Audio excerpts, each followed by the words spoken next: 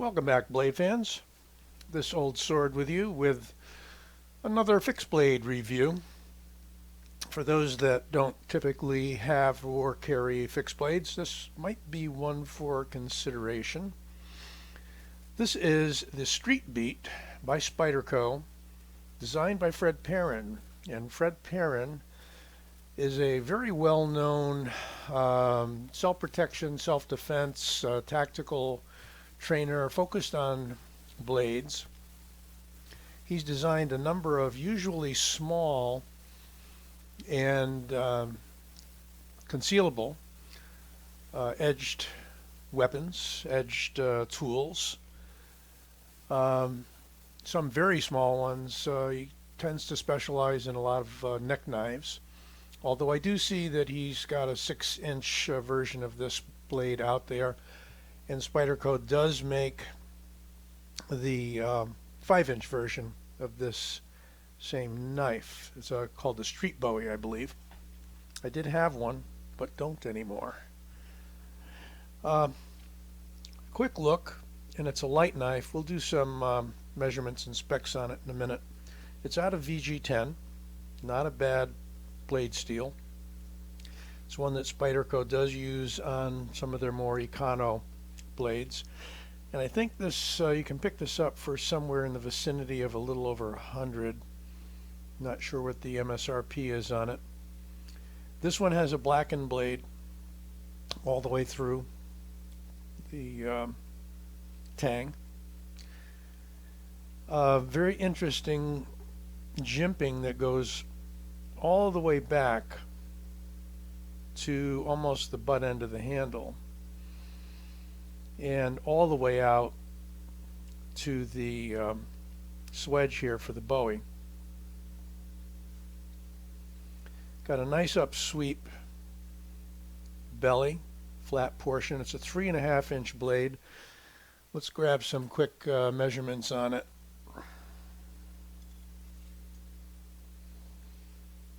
So this comes out to overall length of 7.25 inches. If you measure right back to the handle, you do get 3.5 inches. Got a cutting edge of about 3.25 inches. So you've got a nice choil.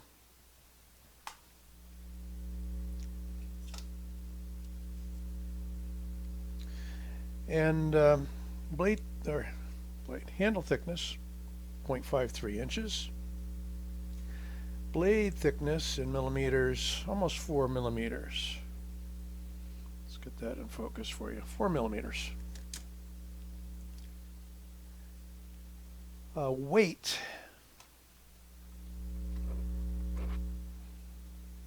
Weight is, let's measure it with the sheath on.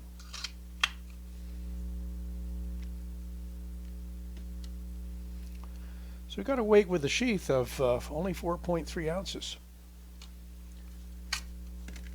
Why not do it without the sheath as well?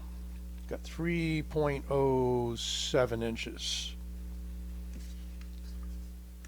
So as it compares to some folders, very light. Lighter than many folders. Ergos on it has kind of what I'll call a scalpel handle.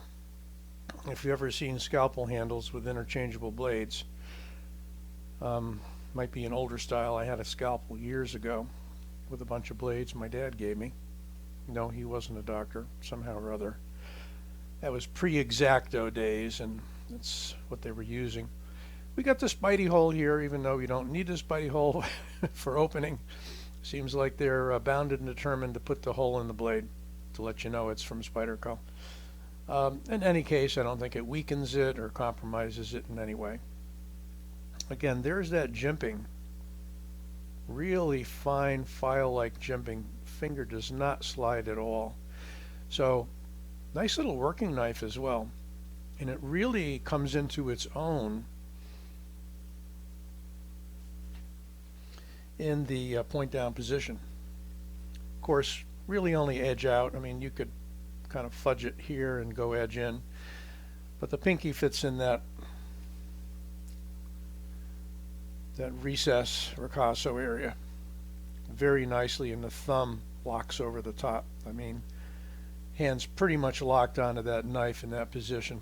Same thing's true in the point forward, edge out position.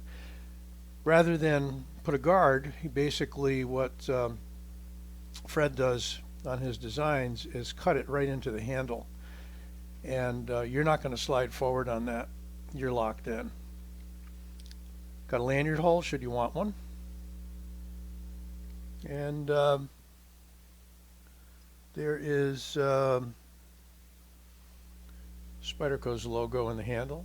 It's kind of dark, I couldn't see it. And that's slotted right in there. Now I think the tang ends right about there, which is plenty enough because it's encased in the handle otherwise on the bottom. Let's do a quick comparison against some other recently reviewed fixed blades, if I can get it out. The Poker by Tops, kind of a special purpose karambit knife. And the Backup 2 from Civivi, which I reviewed recently. The Poker is about the same weight. This is a much heavier knife. For some reason, Civivi chose to do a full thick tang all the way through. Has an interesting lanyard hole there, or lanyard pin. Probably one of the few fixed blades that has a lanyard pin. And again, thick tang all the way through on this Civivi. And for those that didn't know that Civivi made fixed blades, you can check my review out on this one, which I did pretty much as soon as it came out. They're about the same length, although I say this is coming in almost twice as heavy. If you want a little larger version, you go to the Street Bowie on this. Also, Mr. Perrin has a knife company himself. You can, I see a lot of his knives out on eBay in different sizes. And he uses French names, I think Le Bowie, and he's got a, forget what he calls the small one, Le Baby Bowie or something like that, which is a little longer than this. It's a 4-inch blade. Same configuration though. He uses that deep choil area. Ricasso. Not sure of all the terms, sorry. Been a while. A lot of it carries over from sword technology. So that is a handy little knife that can be carried easily in the front pocket. The sheath did come with a kind of a soft, bendy plastic clip. Took it off because generally I don't put this on the belt. This can be carried through a tether around the neck, make a nice neck knife, or again in the pocket, easily thumb off that blade. And because of the length, you know, really you're talking a length that's shorter than the Griptilian by far. Interesting. And yeah, a little shorter blade, but pretty much in the ballpark as the Griptilian. So the Street Beat by Spyderco, designed by Fred Perrin. Hope you enjoyed this little overview, and give it a like. Don't forget to subscribe. I'll be back with many more. This Old Sword signing out.